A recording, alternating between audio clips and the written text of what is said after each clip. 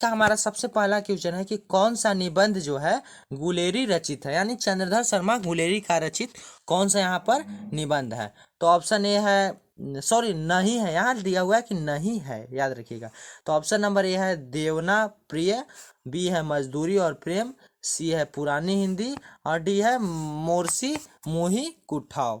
इनमें से कौन सा रचना गुलेरी जी का लिखा हुआ नहीं है? तो इसका आंसर हो जाएगा मजदूरी और प्रेम गुलेरी जी नहीं लिखे हैं, मजदूरी और प्रेम गुलेरी जी नहीं लिखे हैं। फिर सेकेंड नंबर हमारा क्वेश्चन है कि कुड़माई का क्या अर्थ होता है? कुड़माई का अर्थ क्या होता है? तो कुड़माई का अर्थ होता है मगनी, मंगनी होता है क्या, मगनी यानी, ठीक है। कुड़माई का अर्थ क्या होता है? मगनी होता है, यानी ऑप्शन नंबर ए हो जाएगा इसका आंसर। आप लोग याद रखिएगा, बहुत आसान क्वेश्चन ये सब है, याद रखिएगा।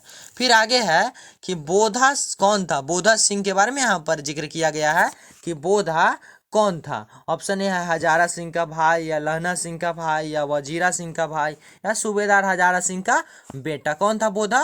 बोधा सिंह इनको बोलते हैं। बोधा सिंह सूबेदार हजारा सिंह का बेटा था। किसका बेटा था? सूबेदार हजारा सिंह का बेटा था बोधा, याद रखिएगा। यह भी पूछ सकता है आपको कि हजारा सिंह का बेटा कौन था?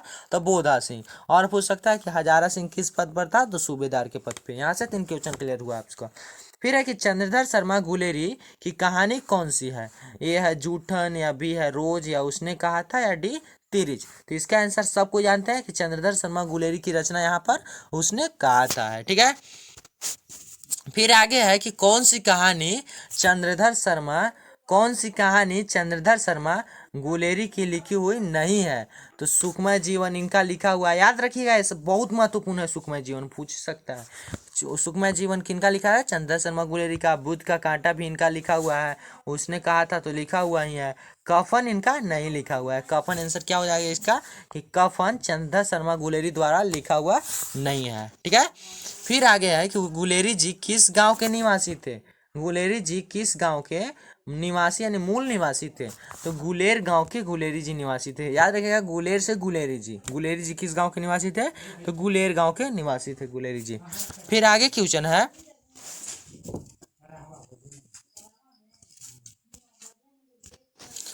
क्वेश्चन है कि हिंदी कहानी के विकास में मील का पत्थर कौन सी कहानी को माना जाता है?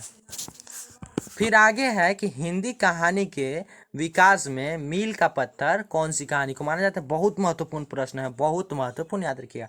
उसने कहा था, इसका आंसर हो जाएगा, उसने कहा था कहानी को हिंदी कहानी के विकास में मील का पत्थर माना जाता है, ठीक है।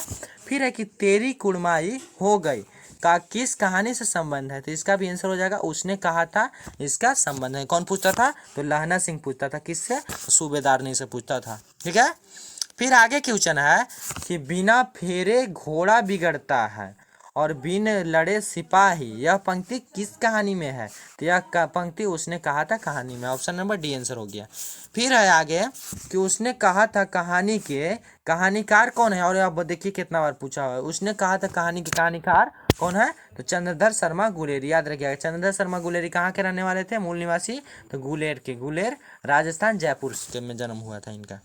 फिर है कि उसने कहा था कहानी में किस युद्ध का उल्लेख है? तो इसमें प्रथम विश्व युद्ध का उल्लेख है। किस युद्ध का? प्रथम विश्व युद्ध का उल्लेख है, याद रखिएगा। कहाँ से युद्ध लड़ रहे थे लहना सिंह और उनके साथी? तो जर्मनी के खिलाफ युद्ध लड़ रहे थे, ठीक है। तो चलिए इस क्लास को यहीं पर बंद करते हैं, मिलते हैं अगले क्लास में, तब तक के लिए जय हिंद जय भारत।